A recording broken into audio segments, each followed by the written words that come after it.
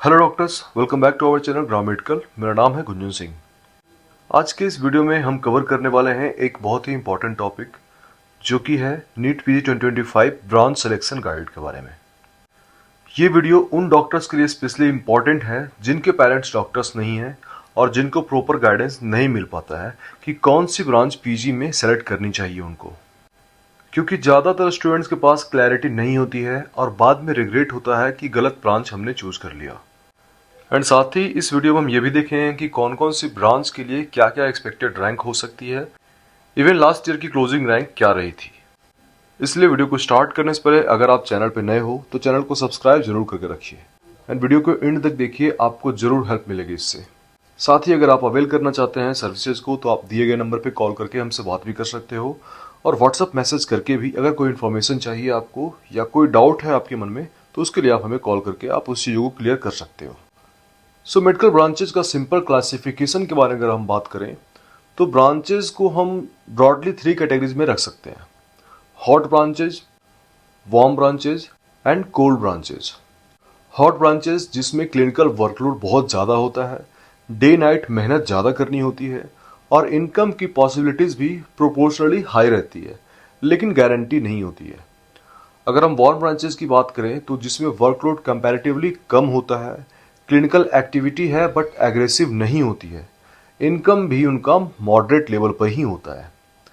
Cold branches जैसे कि para clinical, non clinical, जिसमें वर्कलोड कम होता है, लाइफ क्वालिटी कंफर्टेबल होती है, लेकिन मोस्टली जो है सैलरी बेस्ड ही कैरियर होता है।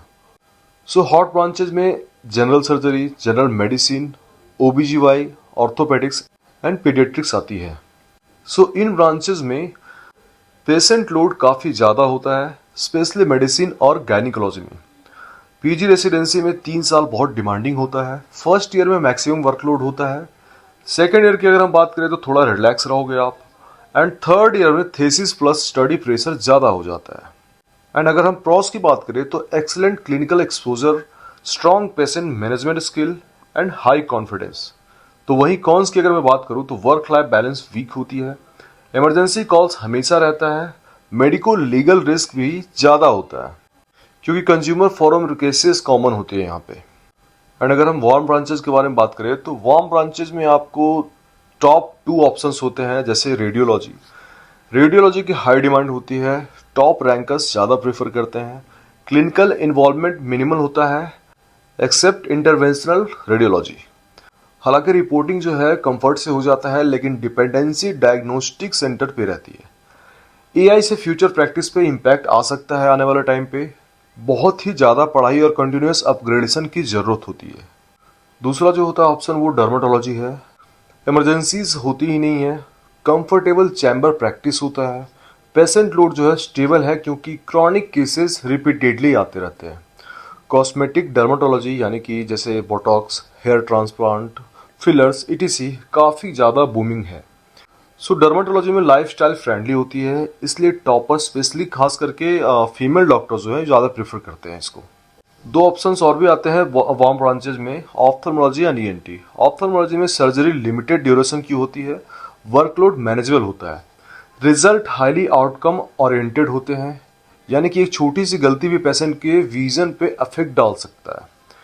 तो वहीं ईएनटी में रूटीन केसेस माइल्ड लगते हैं, लेकिन अगर आप हेड एंड नेक सर्जरी में एक्सपर्टाइज ले लेते हो तो काफ़ी रिवार्डिंग ब्रांच ही बन जाती है।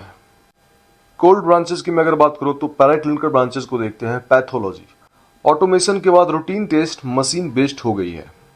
Histopathology and biopsy reporting he main expertise बची है।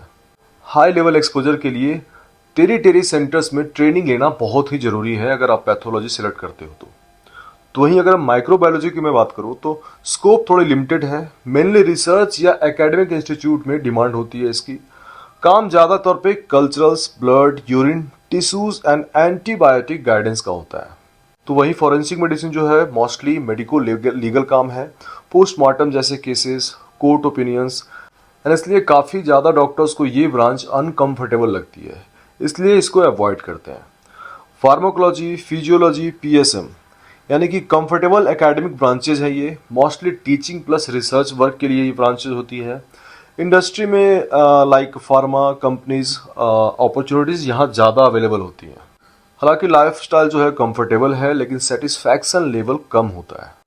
सो डॉक्टर्स, ये था एक शॉर्ट में क्लासिफिकेशन और ओवरव्यू कि पीजी ब्रांचेस कैसी होती हैं और आपको क्या सेलेक्ट करने चाहिए। सो अगर आपको क्लिनिकल एक्सपोजर और चैलेंजिंग लाइफ चाहिए तो हॉट ब्रांचेस चूज कीजिए आप। अगर आपको कंफर्ट प्लस अर्निंग बैलेंस चाहिए तो वार्म ब्रांचेस चूज करना है आपको। और अगर आपको एकेडमिक्स एंड टीचिंग पसंद है तो cold and non clinical branches को आपको चूज करनी चाहिए। उम्मीद करता हूं कि आपको क्लैरिटी मिली होगी एंड वीडियो अच्छा लगा होगा। वीडियो अगर अच्छा लगा तो लाइक जरूर करें एंड चैनल को सब्सक्राइब जरूर करके रखें।